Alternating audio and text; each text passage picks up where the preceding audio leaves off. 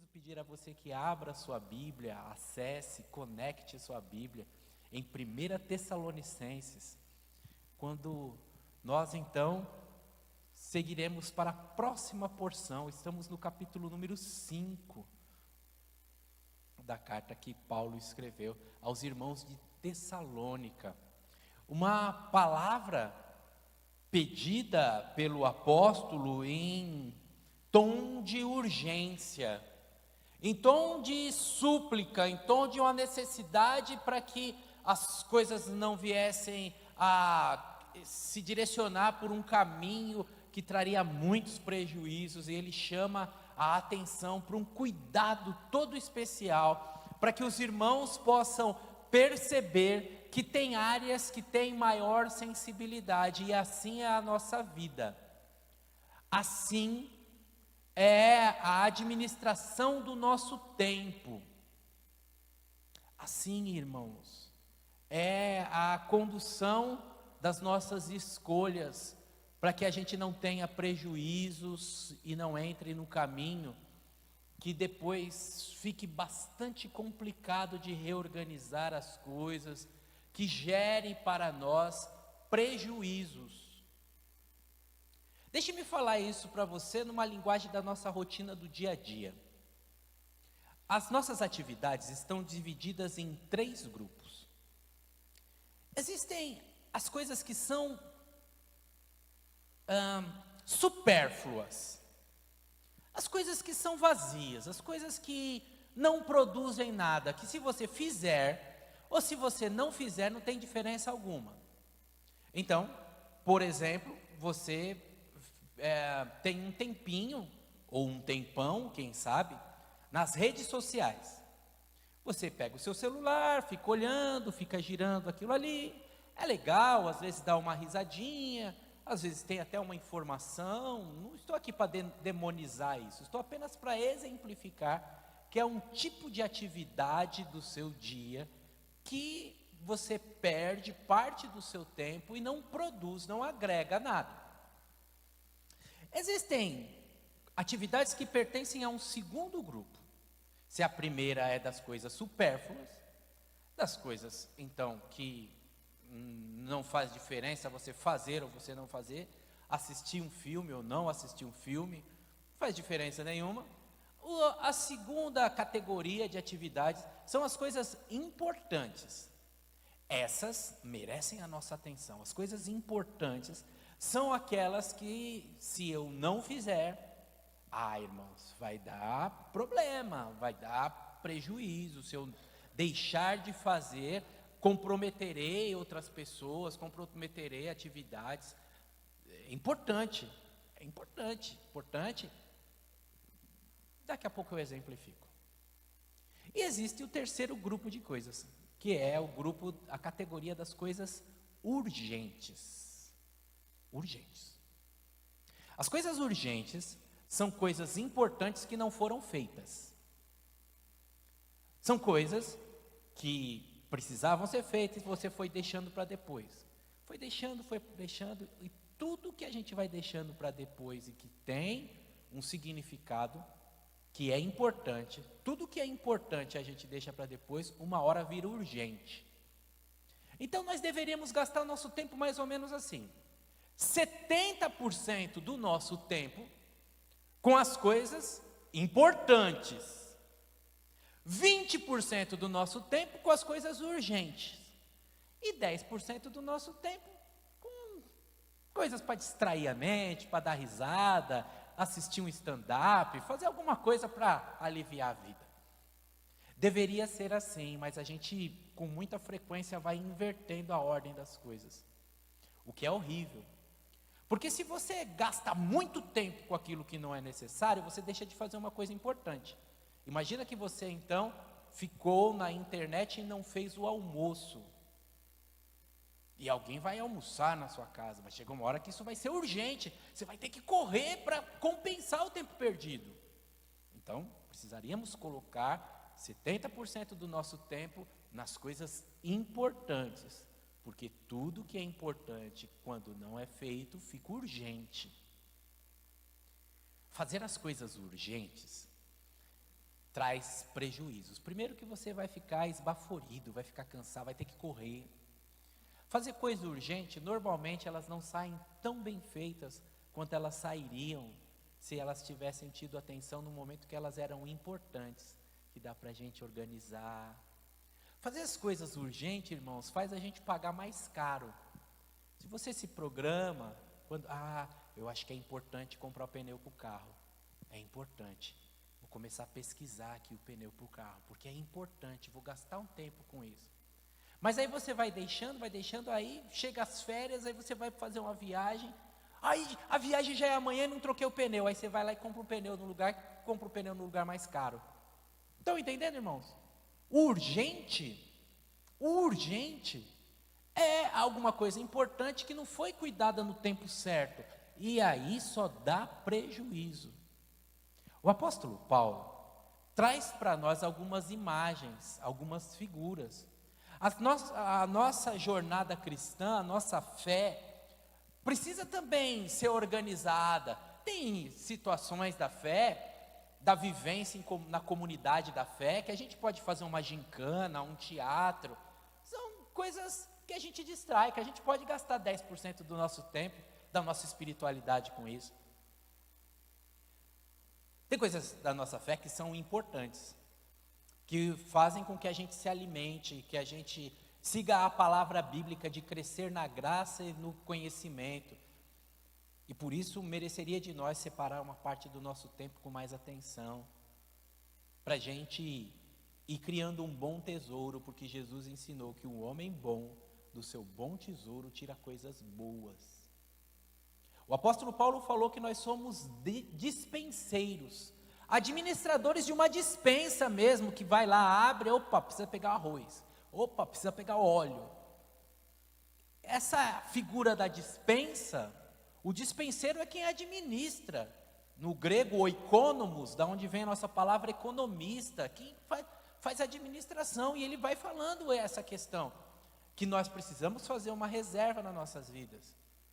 Lá no Velho Testamento, o sábio Salomão falou que nós deveríamos fazer essa reserva desde a mocidade.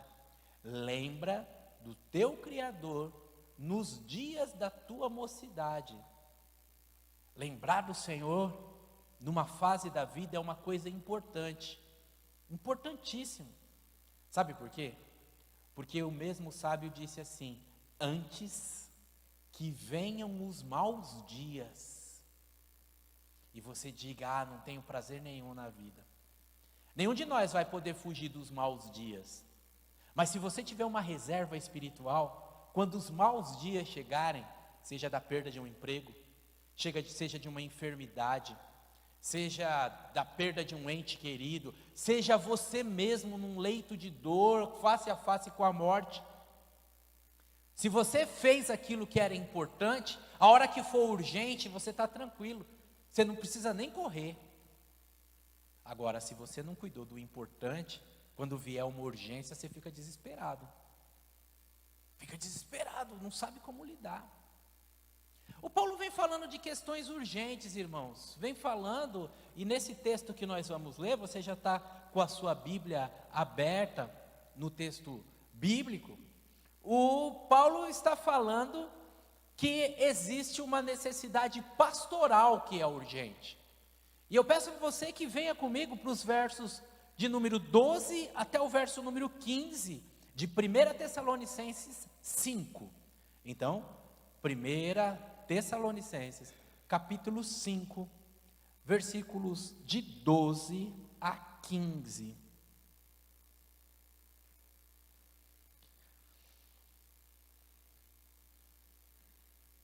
Ele acha, irmãos, que a função pastoral ela é urgente. Por isso ele usa um tom forte que você lerá comigo, se eventualmente você estiver sem Bíblia, já está projetado no telão. Ele diz, de acordo com a sua tradução, em algumas traduções ele diz, exorto-vos irmãos, outra tradução ele diz, eu clamo a vocês. A tradução que eu tenho aqui sobre o púlpito diz, rogo-vos irmãos, eu agora peço encarecidamente, a tradução mais moderna que está projetada no telão diz assim: irmãos, honrem seus líderes na obra do Senhor. Eles trabalham arduamente entre vocês e lhes dão, orientação. Tenham grande respeito e amor sincero por eles, por causa do trabalho que realizam, e vivam em paz uns com os outros. Irmãos, pedimos que advirtam os indisciplinados, encorajem os desanimados, ajudem os fracos e sejam pacientes com todos. Cuidem que ninguém retribua o mal com o mal, mas procurem sempre fazer o bem a todos. Procurem sempre fazer o bem uns aos outros e a todos. Talvez o começo da mensagem, o começo do texto de Tessalonicenses, talvez o começo do texto crie um mal-estar em você, como cria em mim. Você sabe, eu sempre fico constrangido de falar algumas coisas que podem ser entendidas como pessoal, mas a gente está pregando a sequência e a gente não pode pular o texto. Mas não fique preocupado falando assim: o pastor vai puxar a brasa para a sardinha dele, porque hoje é o dia dele falar, cuide bem do pastor. Não, porque eu não estou falando para você, e o texto mostra isso para a gente de maneira muito clara, que a preocupação do apóstolo não é o ministério pastoral, mas é a função pastoral. A Bíblia diz que Deus distribui dons aos homens, que cada pessoa que recebeu a Jesus como seu Senhor e Salvador tem pelo menos um dom. Eu poderia, hoje o nosso auditório por causa da chuva está mais compacto, poderia perguntar: qual é o seu dom? Qual é o seu dom? Sair perguntando para você, qual dos dons relacionados lá na carta de Paulo aos Efésios, qual dos dons está presente na sua vida? E diante dessa pergunta, você poderia me dizer qual é o seu dom. Eu tenho o dom de ensino, eu tenho o dom de hospitalidade, tenho o dom de misericórdia, tenho o dom da oração. O que eu posso dizer para você com toda certeza, se você falar assim: pastor, não pergunta para mim, não pergunta para mim, não pergunta para mim. Se você está torcendo para não perguntar para você, eu posso falar para você: fique despreocupado, eu não vou perguntar. Mas eu preciso te afirmar que você tem pelo menos um dom dado por Deus. Veja que dons não são talentos, como tocar um instrumento. Não, dom é um presente espiritual que Deus te dá. Às vezes até acontece de ser de uma área que nem está resolvida na sua vida, inclusive. Tem gente que tem uma doença, que quando ora pelo doente, o doente sara. Tem nada a ver uma coisa com outra. Na verdade, inclusive, é até bom que você não sare, para o seu coração ficar quebrantado e você saber o que aquela pessoa está passando, e você orar com mais fervor ainda. Deus também tem essas lógicas na vida da gente, ou essas falta de lógica na vida. Eu sei que você tem um dom, e entre os dons que Deus deu à igreja, tem o dom pastoral, que é diferente da função, da figura, da posição deste que vos fala. Pelo menos 10% da igreja é de pastores, homens e mulheres, que sentam do lado e dão um conselho. Homens e mulheres que olham com misericórdia as situações, que conseguem fazer a leitura dos fatos e fazer a aplicação da Bíblia naquilo que está acontecendo. Então não se engane, irmãos, o dom de pastor na igreja não é só do pastor da igreja. Alguns de vocês são pastores ainda que não têm o título. Por isso, eu fico muito à vontade em pregar essa mensagem. Por isso, quando Paulo fala, honrem seus líderes na obra do Senhor, tenham grande respeito e amor sincero por ele, no versículo 12 e 13, não estou puxando a sardinha para minha brasa ou vice-versa, ou a brasa para minha sardinha, não. Eu estou falando que entre nós Tem jovens casais que acolhem os jovens, ensinam, sentem as dores, estão pastoreando.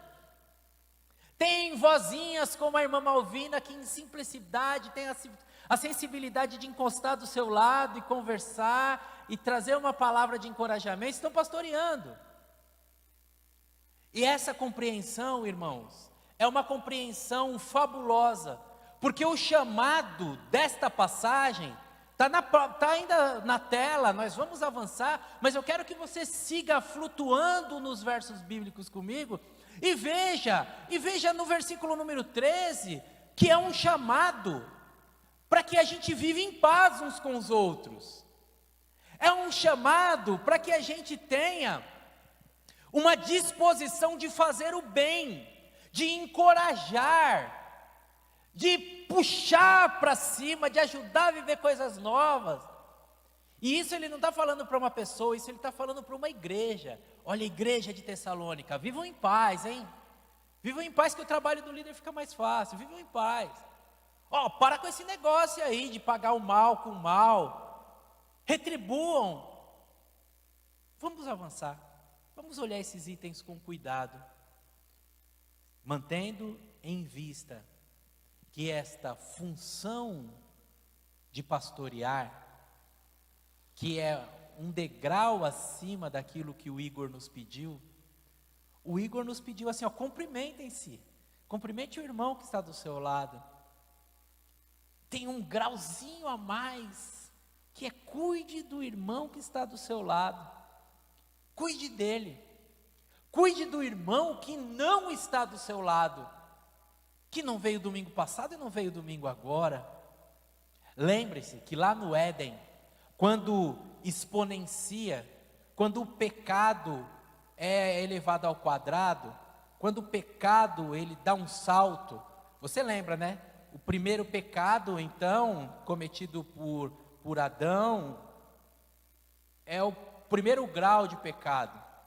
Aí na descendência de Adão, o negócio dá um salto, e quando dá esse salto, quando Caim mata Abel, às vésperas de dar esse salto e acontecer um homicídio, um crime mais hediondo naquela família, às vésperas de dar um salto, Deus pergunta para Caim: aonde está seu irmão? É como se Deus falasse para Caim assim: Caim, você está pastoreando seu irmão? A resposta mal educada de Caim foi: por acaso eu sou babá do meu irmão? Traduzindo na nossa linguagem, né? Naquele tempo não tinha babá, mas é só para ficar na nossa linguagem. A resposta pecaminosa do Caim: eu sou pajem de Abel, eu tenho que ficar dando conta do meu irmão para o Senhor? Ele se negou a cuidar do seu irmão, e assim o pecado dá um salto. E em nossa humanidade, sempre o pecado vai dando saltos à medida que nós vamos cuidando só de nós e não cuidando dos outros. Por isso, esse chamado para cuidar, esse chamado para pastorear é para todos, porque faz parte dos atributos comunicáveis de Deus. Traduzindo numa linguagem mais nossa, faz parte daquelas qualidades de Deus que Deus divide com os homens. Tem qualidade de Deus que Deus não divide com os homens. Deus é onisciente. Nenhum homem vai ser onisciente. Isso é um atributo incomunicável de Deus. Deus é onipresente, Deus está em toda parte, nenhum homem vai estar em toda parte. Esse é um atributo incomunicável. Deus não comunica com ninguém, mas tem atributos, tem qualidades de Deus que são comunicáveis. Deus ama, e nós podemos desfrutar desse amor de Deus. Deus ama de maneira perfeita, e nós, em meio às nossas imperfeições, desfigurados pelo pecado, somos capazes de amar também. Todas as pessoas, mesmo que não tenham uma experiência religiosa, elas são capazes de amar a mãe. Você vai na casa de detenção, o cara tem tatuado no braço amor só de mãe. Quantos caras? Eu matei 8 pessoas. Quem vem te ver? A minha mãe vem me ver, e é muito especial para mim, amo minha mãe. Não é? Em meio a toda a crueldade, nós ainda guardamos esse farelinho da imagem de Deus em nós. Então, essa qualidade que Deus comunica aos homens, Deus é bondoso e os homens podem ser bondosos. Deus é o Deus de paz e nós podemos promover paz. E assim sucessivamente também tem essa realidade de que Deus cuida, de que Deus é o pastor e que nós então podemos cuidar também. Se eu falo para você, Deus é o pastor, fatalmente você já se lembra de imediato, junto comigo, do Salmo de número 23, que nós podemos inclusive falar juntos, para que você participe da mensagem. Você se lembra? Pode me ajudar? O Senhor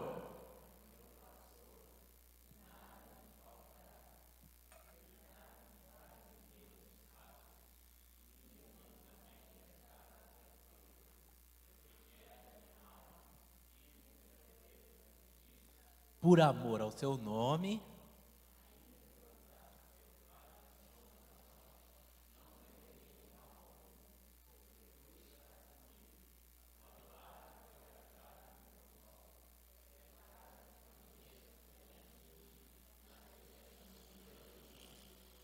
unge a minha cabeça com óleo,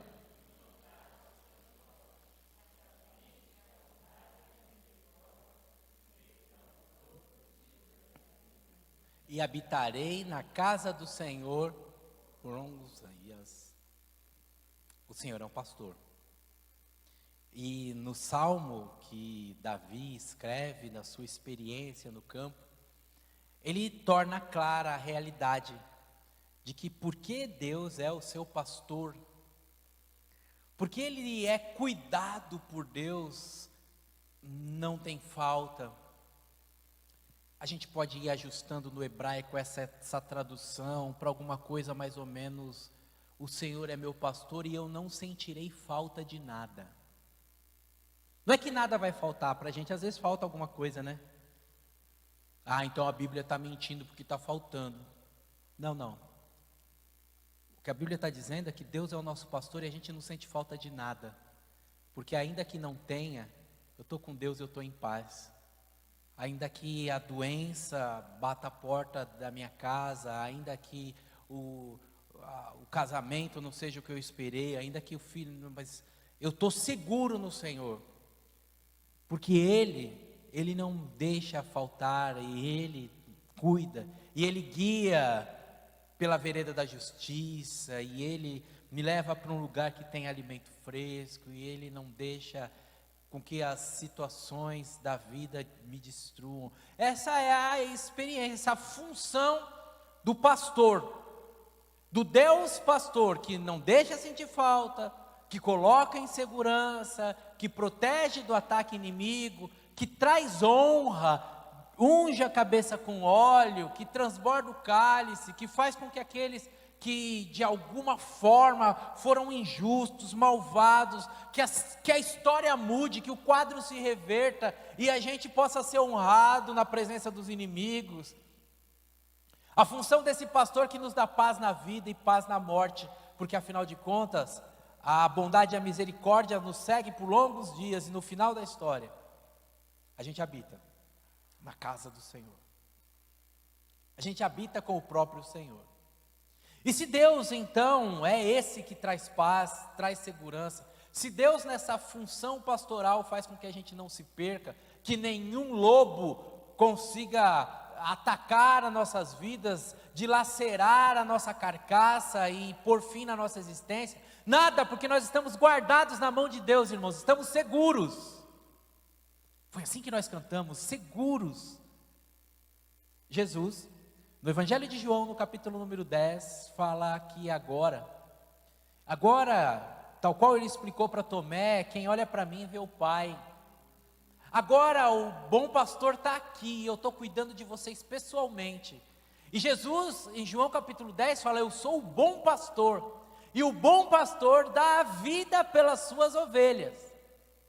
O bom pastor, ninguém o toma. Ninguém matou Jesus, irmãos. Quem matou Jesus foi o judeu, foi o romano. Jesus entregou a sua vida em nosso lugar. Ele se entregou em nosso lugar. O bom pastor dá a vida pelas suas ovelhas. Não deixa que elas se percam no engano. Estando num grupo de 100, numa delas se perde, o bom pastor vai e busca, e traz. E diz a lenda, não sei se é verdade ou não, não tenho certeza sobre isso, que tem algumas ovelhinhas que são mais rebeldes, que são mais desobedientes. E diz a lenda que ele, para essas não desviarem as outras ovelhas, dá uma quebradinha no pé dela e coloca a ovelha no pescoço para ela criar um apego, e vai sarando o pezinho dela enquanto vai cuidando mais pessoalmente para que ela não se perca e não leve outras a se perderem. Se Deus é o nosso pastor e nele nós estamos seguros, se Jesus é o bom pastor que dá a vida pelas ovelhas, nós hoje encontramos esta verdade, que é a função pastoral pedida aos irmãos de Tessalônica, é essa função que traz na igreja saúde, e que faz da igreja um lugar diferente, e que faz com que nós sejamos muito mais do que um clube, muito mais que uma agremiação, muito mais do que uma organização social, muito mais que, claro, à luz da justiça, nós temos um CNPJ, somos pessoas jurídicas, cada pessoa que integra a igreja é um associado diante do novo Código Civil, não tem problema nenhum ter esse aspecto de organização, mas muito mais do que isso, nós somos um organismo vivo. E esse organismo vivo, que a Bíblia diz que tem Jesus por cabeça, e cada integrante dessa cabeça faz parte do corpo de Cristo, esse organismo vivo chamado igreja, é um corpo composto por muitos membros, e cada membro tem a sua função, e cada função é importante, e se um sofre, todos sofrem. Eu estou aqui com o coração apertado. Antes do culto, Claudete e eu fomos lá no irmão Genilson, nossa irmã Gracinha teve um domingo muito difícil, muitas questões pesam sobre ela, e esses problemas de ordem emocional começam a refletir no corpo. Eu quero chamar você a orar por este casal. Eu me propus a levá-los ao médico, levá-la ao médico, e eles entenderam que não era necessário, e nós oramos, e tivemos um tempo ali. Mas lembre-se deles, irmãos. Alguns tormentos chegam na nossa sociedade, algumas doenças novas em forma de depressão, que são doenças, são enfermidades, são desequilíbrios químicos, não é nada espiritual, nós não ignoramos, conseguimos separar o que é espiritual do que é mental, mas Deus tem um poder para curar a mente, tirar nossa irmã desse quadro de depressão, tem poder para curar o corpo, tem poder para guardar as nossas almas, para que no final da história, como disse o Salmo 23 que os irmãos acabaram de declamar, nós habitemos na casa do Senhor por longos dias. A irmã está mal lá no vale, e o coração está apertado aqui. Sabe por quê? Porque se um integrante do corpo está mal, a gente fica mal, a gente sente. Eram dias muito ruins os dias que eu usava aparelho nos dentes. Acho que eu já falei para vocês, menino pobre lá de Guaianazes, não é que nesses meninos de hoje que colocam o aparelho quando o dente é tudo molinho. Eu coloquei um aparelho com 30 anos. 30 anos já é que nem dente de cavalo, já está tudo duro já, né? Quando apertava o aparelho, irmão, dava febre, começava a tremer as pernas. Eu já sou molão mesmo, vocês já me conhecem, né? Quando dá qualquer coisa, eu dou um espirro, ai, Claudete, faz um chá. Eu reconheço que eu já sou molão. Mas o que eu estou falando para você é assim, o que tem a ver o dedinho do pé? O que tem a ver a cutícula da unha, né? Com da febre, com outras partes do corpo, o que tem a ver? É o que a Bíblia diz. Se cortar o dedo do seu pé, você tem que reaprender a andar. É o que a Bíblia diz. Se uma parte do corpo sofre, todo o corpo sofre, dá febre no corpo, dá tremedez, você perde o sono. Perde o sono por causa de uma parte do corpo. O corpo inteiro fica em alerta. A fala do apóstolo Paulo no versículo número 13: vivam em paz uns com os outros. É claro que isso vai refletir na função pastoral do pastor, mas muito mais do que aliviar o trabalho do pastor, é um convite para todos criarem esse ambiente de harmonia, para que todos se pastoreiem mutuamente, para que todos cheguem aonde um não pode chegar, para que todos compartilhem algo que Deus deu para você, o privilégio de experimentar, e não deu para o pastor função experimentar, e é nessa função que Deus quer usar você. O apóstolo Paulo falou para os irmãos de Corinto assim: bendito seja o Deus Pai de nosso Senhor e Salvador Jesus Cristo, que tem nos consolado com toda a consolação, para que com a consolação que nós fomos consolados, a gente possa consolar outros. Quem perdeu o pai, receberá de mim uma palavra pastoral de consolação, mas talvez uma palavra muito mais teórica, porque eu ainda tenho meu pai.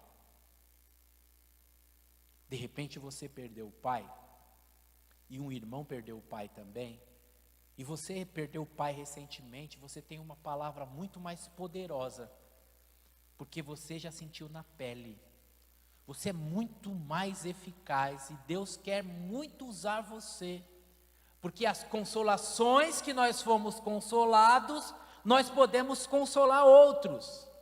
O que aconteceu com seu filho alcança uma mãe que está passando por aquilo. O que aconteceu com a sua filha, você não queria, ai pastor, eu não queria, doeu, não é o que eu planejei então, mas é uma experiência que Deus te deu, sua caixa de ferramenta está mais cheia, você tem mais condições.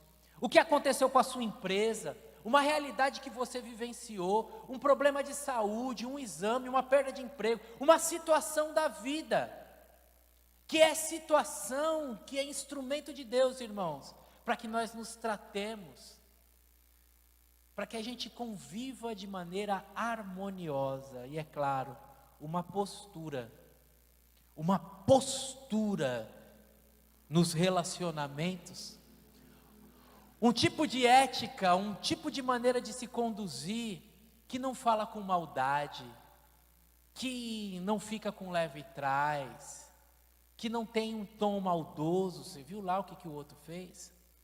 Que não faz fofoca, que não cutuca, que não faz esse tipo de posicionamento de quem é maldoso, de quem quer se sobressair, de quem quer tomar o lugar do outro. Às vezes, irmãos, no mundo é assim, tem gente que quer puxar o tapete da gente no trabalho, quer puxar o tapete, e quem sabe não tem a possibilidade de acontecer isso na igreja, de alguém querer ficar no ministério do outro, de alguém querer ser líder no lugar do outro, puxar o tapete, criticar, ter uma palavra maldosa, não ter uma palavra de conversa, mas ter uma palavra que fala por trás, fala para outros que não tem nada a ver, com leve trás, com coisas do inferno. Porque o apóstolo está chamando os irmãos de Tessalônica para viverem em paz, uns com os outros. E isso é um chamado que evita muitas tragédias, irmãos, e devem ser cuidados como necessário, porque depois que vira urgente, aí às vezes é difícil até da gente organizar, da gente às vezes nem volta ao normal, sabe? Irmão fica de mal do outro irmão, aí não tem o que fazer, o pastor vai lá falar, as coisas não são mais as mesmas. Se você não cuidar do que é necessário, esse negócio inflama, e aí depois vai ficar urgente. E aí depois que fica urgente, dá muito mais trabalho para sarar, dá muito mais trabalho. Cuide do que é necessário ter harmonia, vivam diz o versículo 13, em paz uns com os outros. Se você for um promotor de paz, você estará pastoreando a igreja do Senhor. Deus estará usando você. Deus estará fechando a boca do inimigo, impedindo ações do mal para de alguma maneira tentar bagunçar com a igreja. Como você pode promover paz? Eu sei que você pode, eu sei que você tem capacidade disso, sabe por quê? Porque Jesus falou assim, bem-aventurados os pacificadores.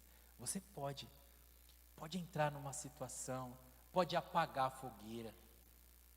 Será que diante das situações da vida, você está mais para pacificador ou mais para isqueirinho? Sabe isqueirinho? Põe fogo? Pss. É isso mesmo. É isso mesmo. Está fazendo, não é assim que faz a obra do Senhor, não. A pessoa vem falar um negócio para você, em vez de você pacificar, né?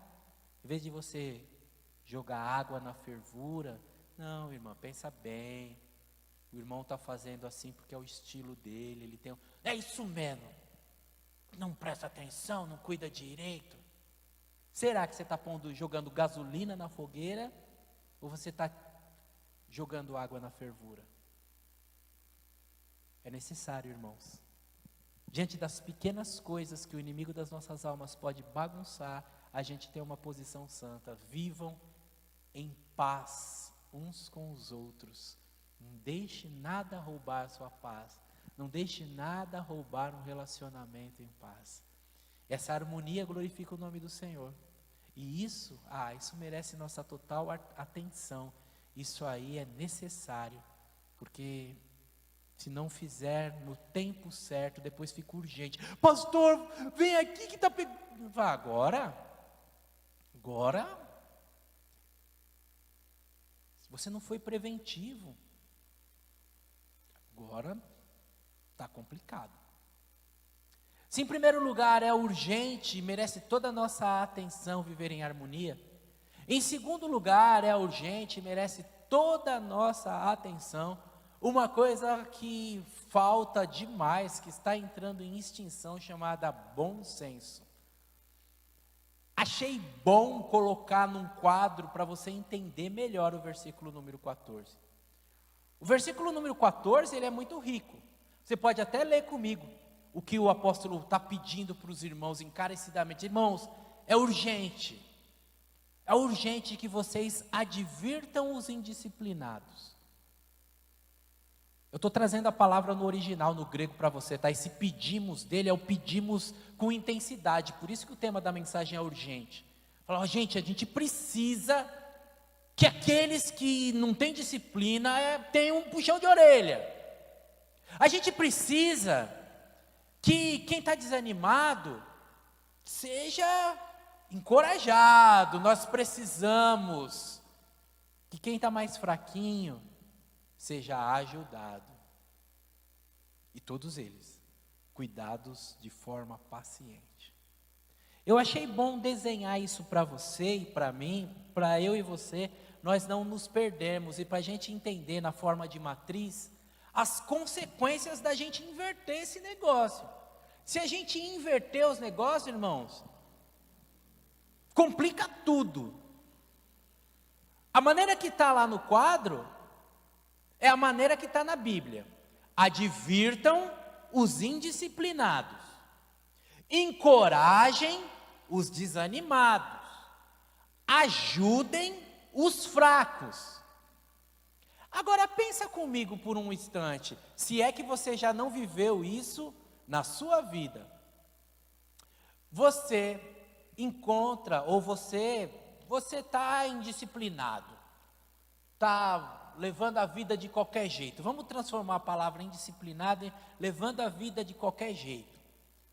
Aí, você está indisciplinado, né? Primeira linha, indisciplinado. Você encontra um irmão que te encoraja. Já pensou em encorajar o indisciplinado?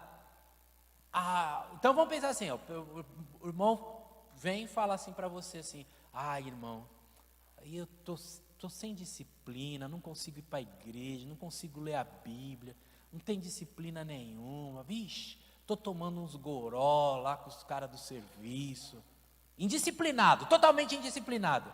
Aí você pega e encoraja o indisciplinado. É isso mesmo, não precisa não, é isso, você está no caminho certo. Se encoraja o indisciplinado, o que acontece, irmãos? O que você acha? Vai continuar no erro, a Nina falou. Se você encoraja o indisciplinado, o que acontece? O Igor falou, ele piora. Vamos pensar em outra combinação diferente? Vamos pensar que por algum motivo da vida você está fraco. As situações estão difíceis, as coisas em casa. Você está fraco. Aí você vai falar com um irmão. Irmão, não sei o que está acontecendo, parece que eu estou falando sozinho, parece que Deus não me escuta, eu estou fraco. Aí o irmão pega e te adverte, fala, você tem que criar vergonha na cara. O que acontece se advertir o fraco? O que você acha?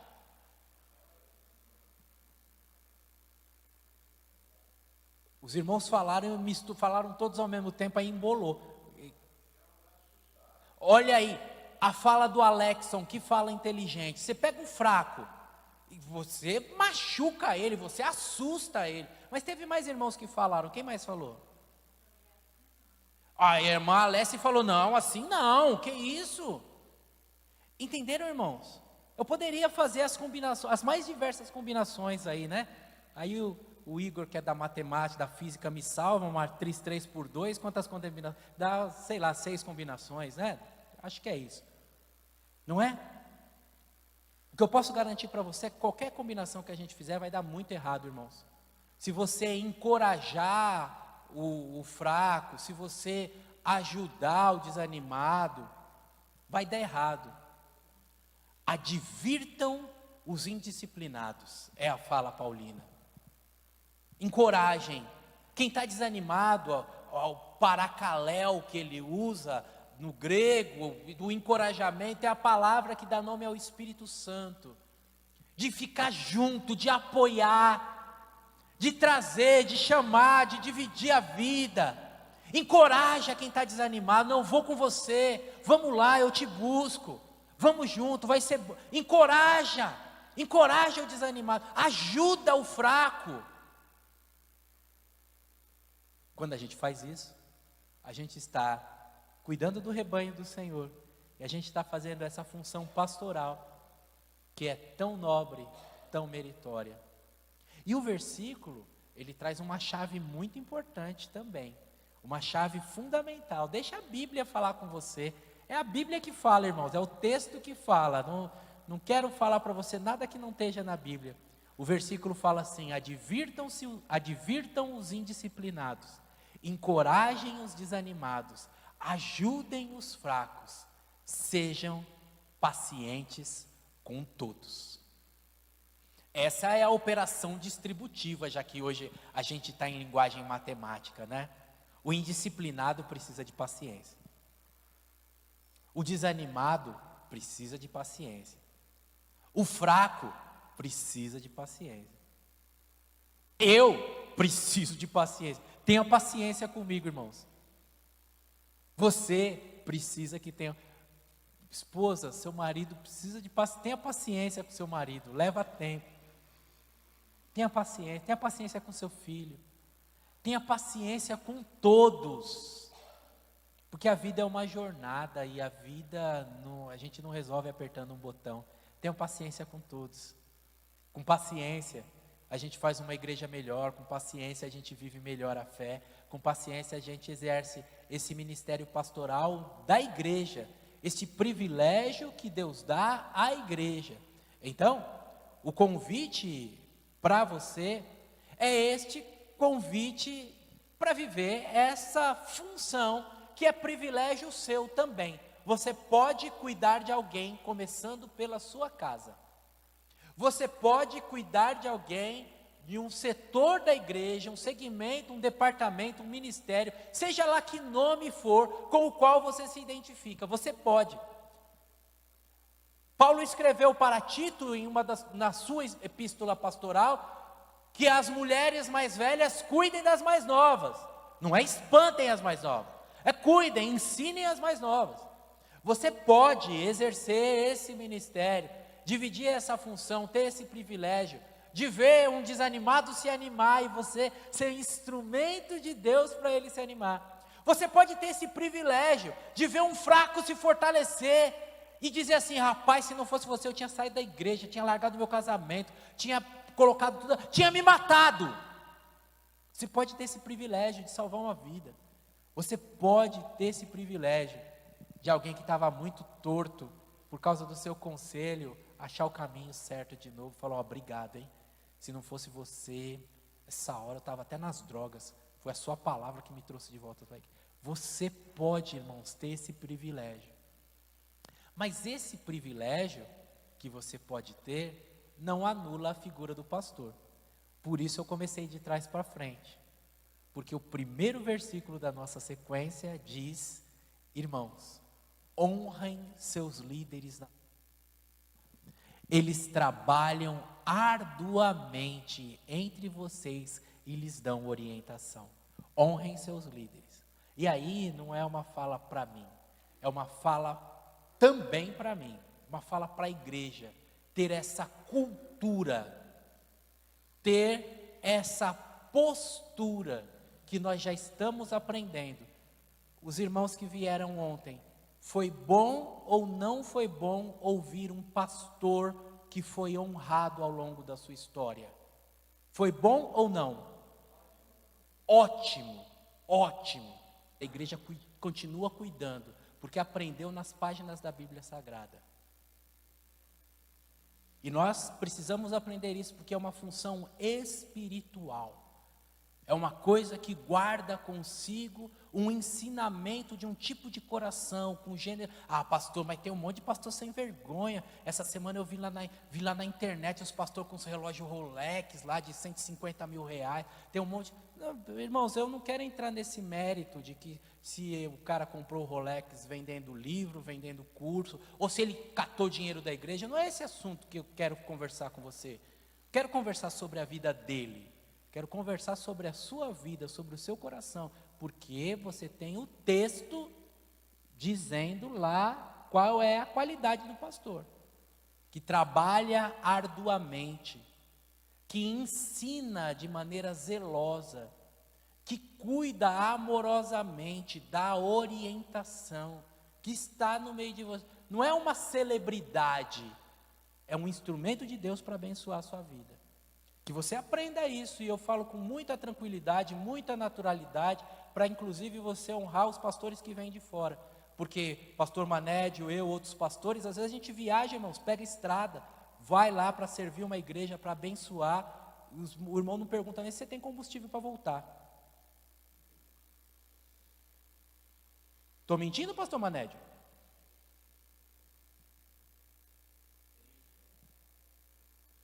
A igreja precisa aprender. Fui pregar numa igreja em Guarulhos, o irmão falou: oh, pastor, obrigado, está aqui uma coxinha para o senhor. Entendeu? Que em hipótese alguma como eu disse no início da mensagem, trazer a brasa para que a minha sardinha enche primeiro. Não, é para que a igreja entenda um valor espiritual, quer seja eu, quer seja outro, e que isso resulta em bênçãos, porque igrejas abençoadas são igrejas abençoadoras. Se você guardar isso no seu coração, é uma lógica de Deus. Deus não vai dar para aquele que não sabe distribuir. Entre si, sustentando as famílias da igreja, ajudando quem está em necessidade.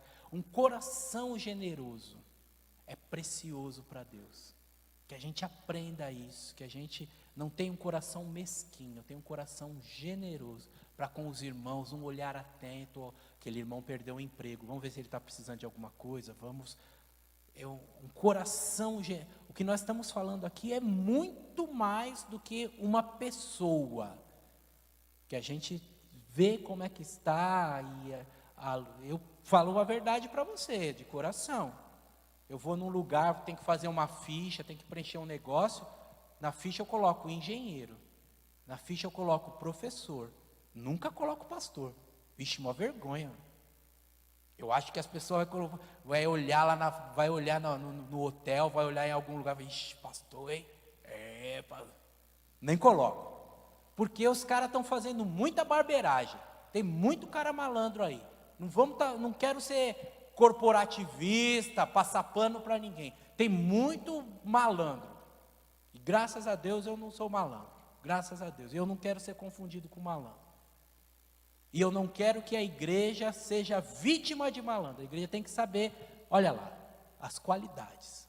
Para quando a gente receber um visitante, para quando a igreja precisar ter um outro pastor, seja me substituindo ou auxiliando, a igreja tem um aprendizado, tem esse valor precioso de semear coisas espirituais para colher coisas espirituais. O meu chamado para você, nesta oportunidade, acima de tudo, é que você viva esse privilégio de cuidar de um irmão, que você não seja como Caim, tenha o privilégio de cuidar do irmão, e que você possa ver resultados nos irmãos. Que você saiba que quando você faz isso, quando você consola, quando você admoesta, quando você fortalece, toda a igreja cresce, o ministério pastoral é abençoado e a igreja é abençoada. Que você saiba que você é um instrumento de Deus para a harmonia na igreja. O Paulo falou que era importante, porque ele estava vendo que o caldo ia desandar. Então é importante. Se a gente cuidar do que é necessário na hora certa, isso não vira importante.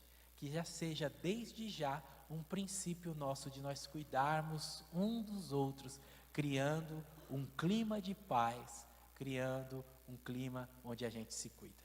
Amém, irmãos?